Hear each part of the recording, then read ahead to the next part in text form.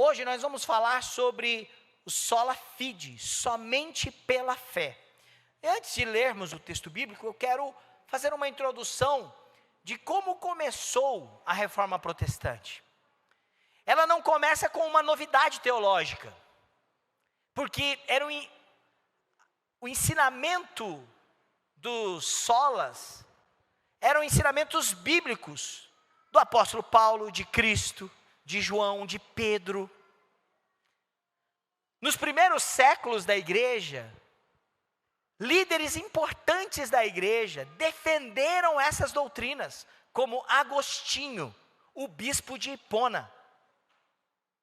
E foi ao estudar Agostinho, no ano de 1515, na faculdade teológica, onde um monge era professor, porque ele iria dar aula sobre a carta aos Romanos para os seus alunos.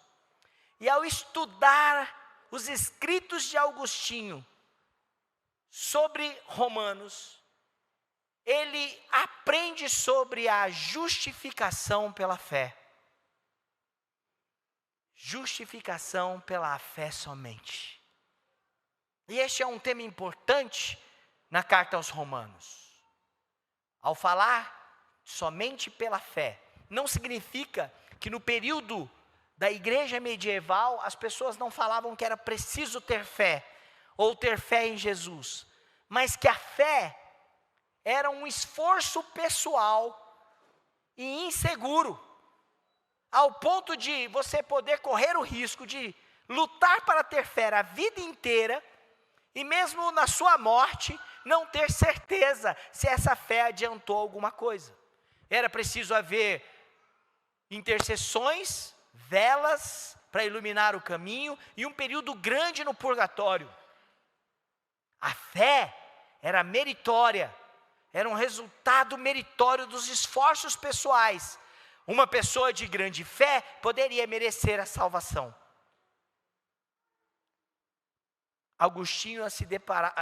Martinho Lutero, ao se deparar com os textos e a explicação teológica de Agostinho,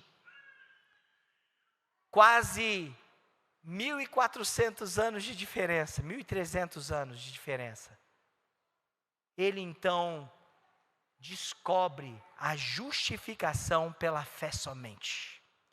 E nós vamos ler um dos textos principais da carta aos Romanos que defendem essa doutrina. Romanos 5, de 1 a 11. Justificados, pois, mediante a fé, temos paz com Deus por meio de nosso Senhor Jesus Cristo, por intermédio de quem obtivemos igualmente acesso pela fé a esta graça, na qual estamos firmes, e gloriamo-nos na esperança da glória de Deus, e não somente nisto, mas também nos gloriamos nas próprias tribulações, sabendo que a tribulação produz perseverança, e a perseverança experiência, e a experiência esperança. Ora, a esperança não confunde, porque o amor de Deus é derramado em nosso coração pelo Espírito Santo que nos foi outorgado. Versículo 6. Porque Cristo, quando nós ainda éramos fracos, morreu ao seu tempo pelos ímpios. Dificilmente alguém morreria por um justo, pois poderá que ser pelo bom alguém se anime a morrer. Mas Deus prova o seu próprio amor para conosco, pelo fato de ter Cristo morrido por nós, sendo nós ainda pecadores. Logo, muito mais agora, sendo justificados pelo seu sangue, seremos por ele salvos da ira. Porque se quando inimigos de Deus, porque se nós, quando inimigos de Deus, fomos reconciliados com Deus mediante a morte de seu Filho, muito mais estando já reconciliados, seremos salvos pela sua vida. E não apenas isso, mas também nos gloriamos em Deus, por nosso Senhor Jesus Cristo, por intermédio de quem recebemos agora a reconciliação. Irmãos, esse texto é vibrante. Paulo está construindo uma ideia da justificação pela fé somente. Durante a carta, ele está ensinando aos romanos a importância disso.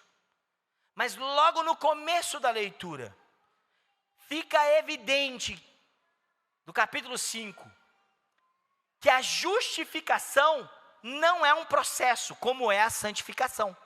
Na santificação, eu sou aperfeiçoado em Cristo durante toda a minha vida. Eu sou melhorado. A justificação não. A justificação, ela é algo que é feito em Cristo por nós. No capítulo 5, ao continuar falando da justificação pela fé, ele vai dizer que isso já ocorreu na vida dos crentes. Observe o versículo 1. Justificados, pois, mediante a fé. A NVT, a nova versão transformadora, traduz de uma maneira muito eficaz o versículo. Ela diz que, portanto, uma vez que pela fé fomos declarados justos, ou seja, fomos justificados. Nós já fomos justificados pela fé. Esta é uma obra do passado na vida da igreja. É algo que já foi realizado, que não precisa ser realizado ainda por nós. A justificação é uma obra que já ocorreu na vida dos crentes. Paulo está construindo isso de uma maneira muito eficaz. O capítulo anterior, por exemplo, o capítulo 4, Paulo vai falar da justificação pela fé. E ele vai falar de como isso aconteceu na vida de Abraão, por exemplo. Que ele creu e por isso foi tido como justo. Fé e justificação. O capítulo 4, no versículo 24 e 25, Paulo vai apontar para a igreja. Olha, do jeito que foi com Abraão, também foi para nós. Por causa de Cristo. Olha o que ele vai dizer no verso 24. Mas também por nossa causa, posto que a nós igualmente nos será imputada, a saber, a nós que cremos naquele que ressuscitou dentre os mortos, a Jesus, nosso Senhor, o qual foi entregue por causa das nossas transgressões e ressuscitou por causa da nossa justificação. Agora preste atenção na palavra do verso 24. Nos foi imputado, ou nos será imputada. A palavra imputação é um conceito muito importante na Bíblia. A justiça não é nossa. A justiça é de Cristo. Lembra que durante a liturgia hoje, eu expliquei o Salmo 32, que diz que é bem-aventurado aquele cujo pecado é coberto. Ele é bem-aventurado porque Deus cobriu este pecado com o seu sangue. Expiação é isso. O que significa é que Deus imputa a justiça de um sangue perfeito, imaculado e sem pecado, que é o sangue de Cristo, que morreu e ressuscitou, para que sejamos justificados.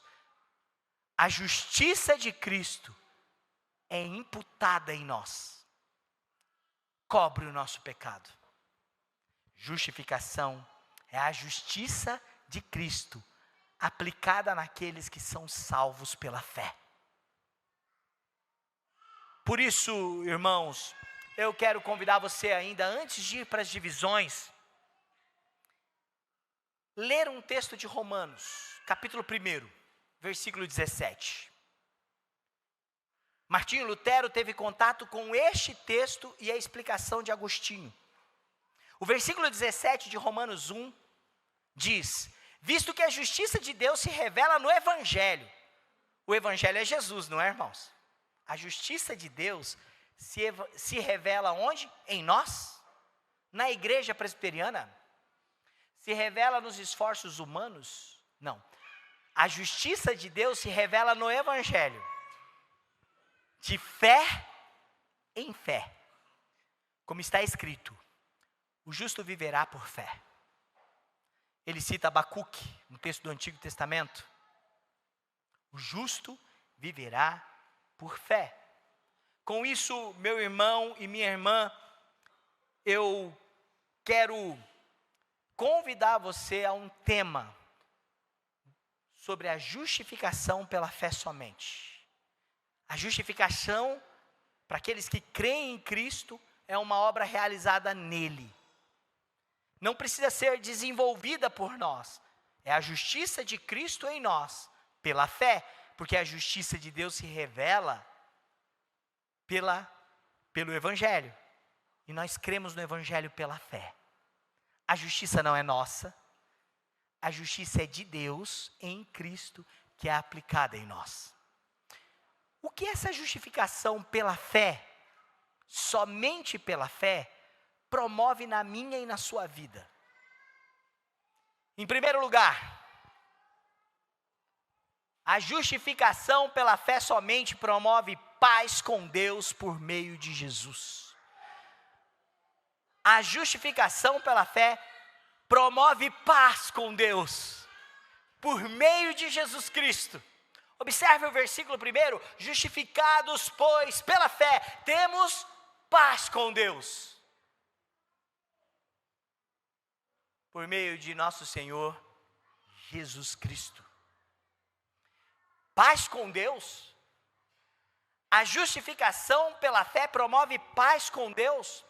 Um teólogo do nosso século, R.C. Sproul, ele comentando esse texto, paz com Deus, isso é importante? Paulo está descrevendo o fim da pior de todas as guerras. Você acha a guerra da Ucrânia com a Rússia ruim? Você acha a guerra de Israel contra Hamas ruim? É muito ruim. É bárbaro, é terrível. Mas a pior de todas as guerras, pior de todos os conflitos, é o conflito do homem com Deus. Nós somos inimigos de Deus, segundo as Escrituras. As Escrituras nos apresentam, por causa do pecado, como transgressores à vontade de Deus, como rebeldes à vontade do Senhor. A nossa natureza pecaminosa nos coloca em condições de conflito com o nosso Deus.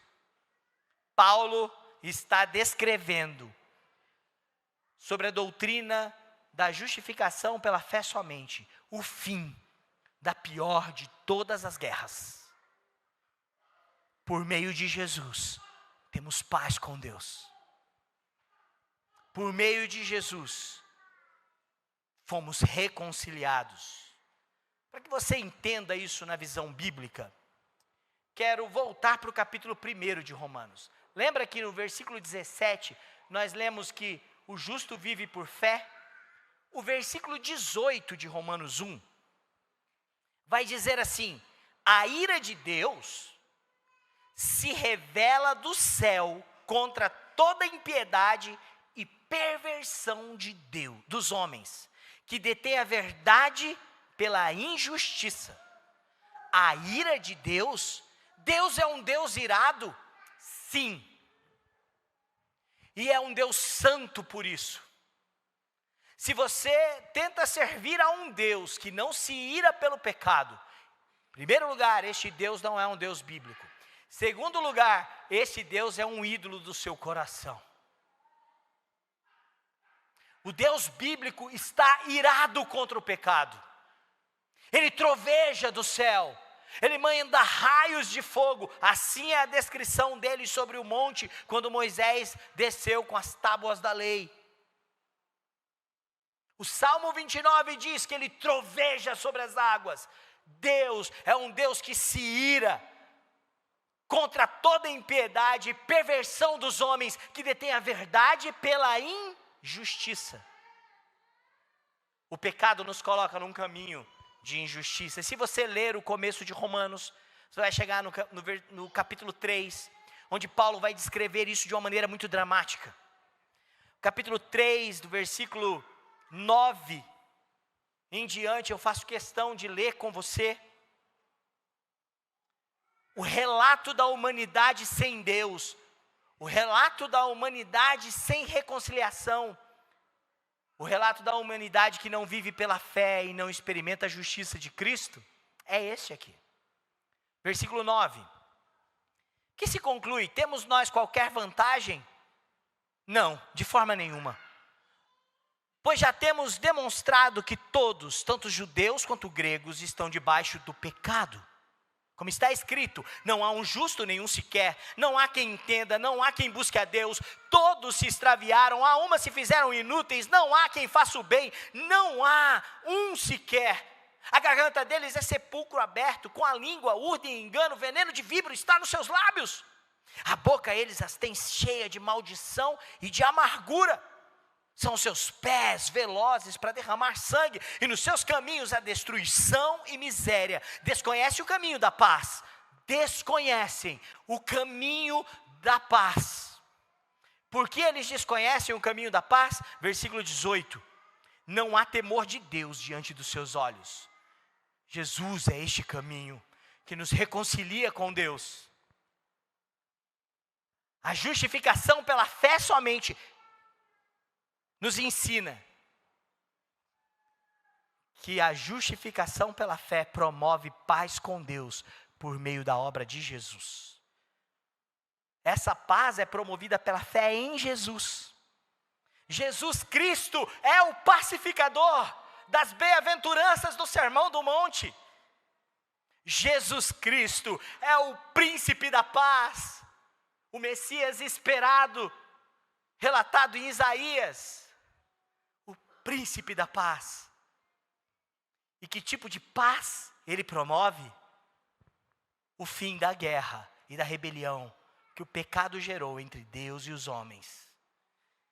Ele nos faz as pazes com Deus. Só Jesus pode fazer isso. E você sabe por quê? Porque ele é filho obediente. Por meio dele, ele apresenta a sua justiça e não injustiça. Se Jesus fosse pecador como nós, ele seria merecedor da ira de Deus, que Paulo está descrevendo no capítulo 1 de Romanos, que Paulo descreve no capítulo 2 de Efésios. Antes de Cristo éramos por natureza filhos da ira, como também os demais. Mas Cristo pratica a justiça e aplica essa justiça por misericórdia e graça sobre as nossas vidas. Temos paz com Deus. Você pode ler o versículo 10 e 11 do capítulo 5 de Romanos? Olha que bonito isso aqui. Porque se nós, quando inimigos, fomos reconciliados com Deus, mediante a morte do seu Filho, muito mais estando já reconciliados, seremos salvos pela sua vida. E não apenas isso, mas também nos gloriamos em Deus, por nosso Senhor Jesus Cristo, por intermédio de quem recebemos agora reconciliação. Só Jesus pode reconciliar o homem pecador com Deus. O homem em rebeldia com Deus. Recorra pela fé a Cristo Jesus, porque por meio dele e da justiça dele, temos paz com Deus. Não queira estar em guerra com um Deus irado. Ele tem arsenal. E o seu arsenal é a sua justiça e juízo. Não fique em guerra com Deus. A justificação pela fé somente nos ensina que podemos, e ela promove paz com Deus, reconciliação. Segundo lugar, a justificação pela fé somente promove por meio de Cristo acesso à graça de Deus. A justificação pela fé somente promove acesso à graça de Deus por meio de Jesus. Olha, é preciso que você entenda, o versículo 2, a parte primeira do versículo 2 de Romanos 5 vai dizer assim: por intermédio de quem, Jesus, o Cristo, por intermédio de quem obtivemos igualmente acesso pela fé. Igualmente porque ele fez as pazes, nos reconciliou com Deus. Mas agora, igualmente, por meio dele, temos acesso à graça de Deus, acesso à presença de Deus, a esta graça a qual estamos firmes. Irmãos, pela fé em Cristo e por intermédio dele, nós temos acesso ao Pai. Ué, pastor, por que isso é importante? Porque esse acesso um dia foi perdido no Éden. Gênesis 3 e as Escrituras, não só Gênesis, mas toda a Bíblia lembra da natureza caída do homem. A queda privou o ser humano de um livre acesso a Deus. Adão e Eva foram expulsos do Éden. Eles não podiam mais comer de uma árvore, a árvore da vida, porque esta árvore da vida, da eternidade, agora o homem e a mulher experimentarão morte, declínio moral, espiritual. A natureza sofrerá por isso, por causa do pecado da humanidade que gerou degradação. Adão e Eva foram expulsos, e Gênesis capítulo 3, no versículo 23 e 24, diz que o Senhor Deus por isso os lançou fora do jardim do Éden. Por isso o quê? Por causa do pecado. E expulso o homem, colocou querubins no oriente do jardim, na porta de entrada do Éden. E tinha uma espada refulgente que envolvia aquele lugar, e essa espada na mão dos querubins fazia com que eles não entrassem novamente para o paraíso, para desfrutar da árvore da vida eterna. Meu irmão e minha irmã, a queda nos privou da presença de Deus. Adão e Eva livremente experimentavam desta presença. Mas quando eles pecaram, a primeira iniciativa de Adão e Eva, em Gênesis 3, ao ouvirem a voz de Deus no jardim, foi fugir dele, se esconder dele. Um outro exemplo que a gente pode lembrar é quando Deus manda construir um tabernáculo, porque ele habitará com o seu povo.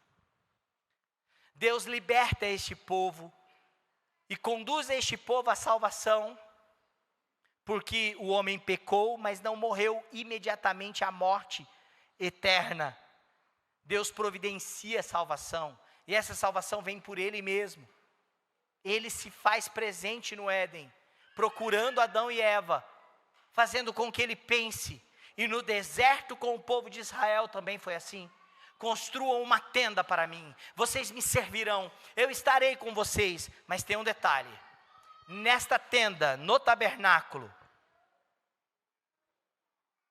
há um lugar onde o sacrifício pelo pecado de vocês será aceito. Neste lugar, eu serei propício a vocês.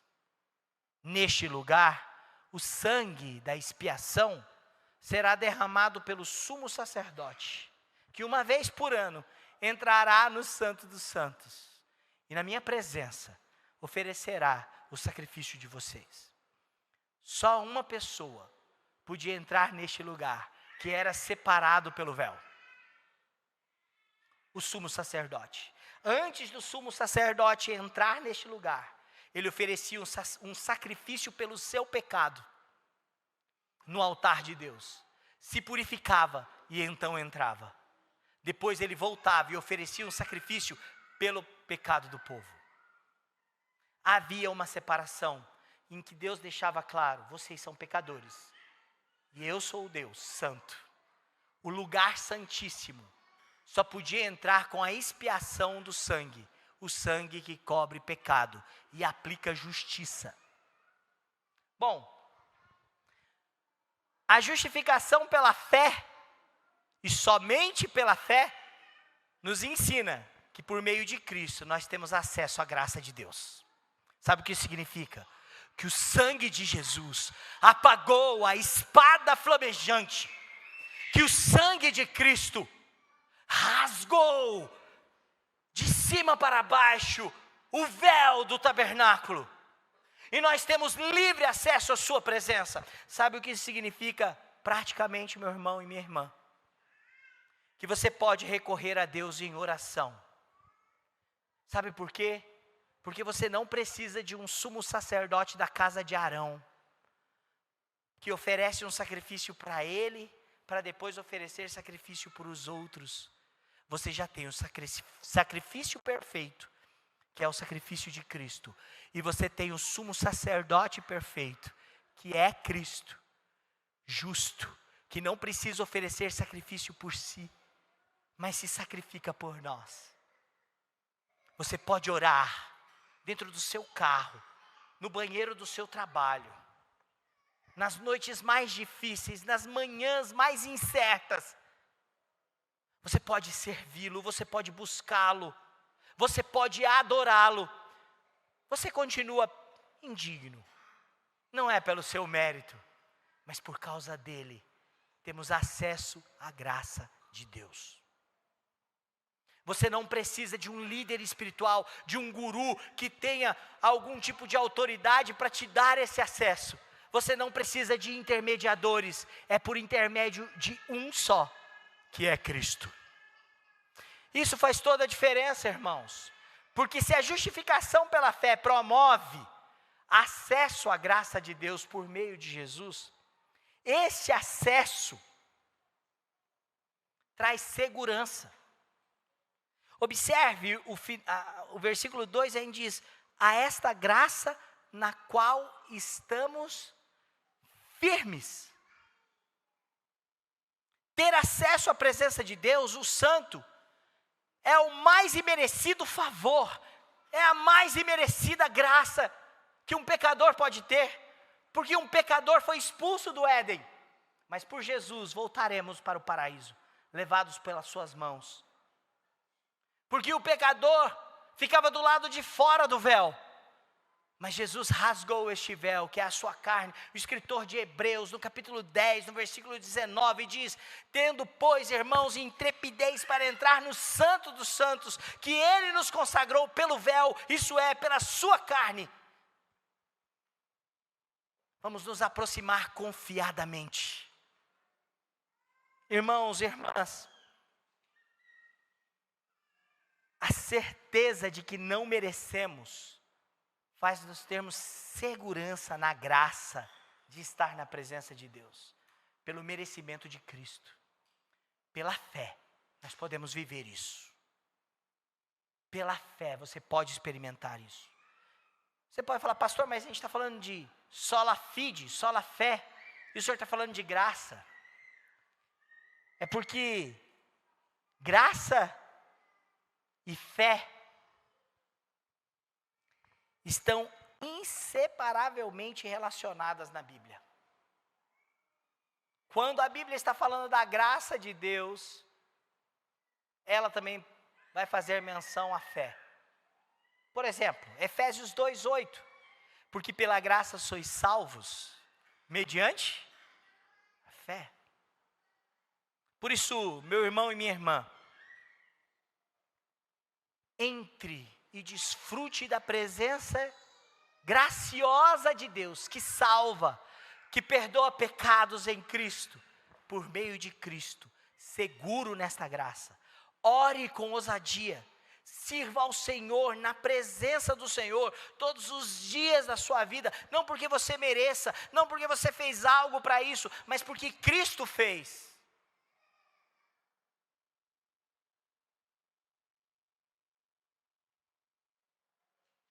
Isso é suficiente para nós.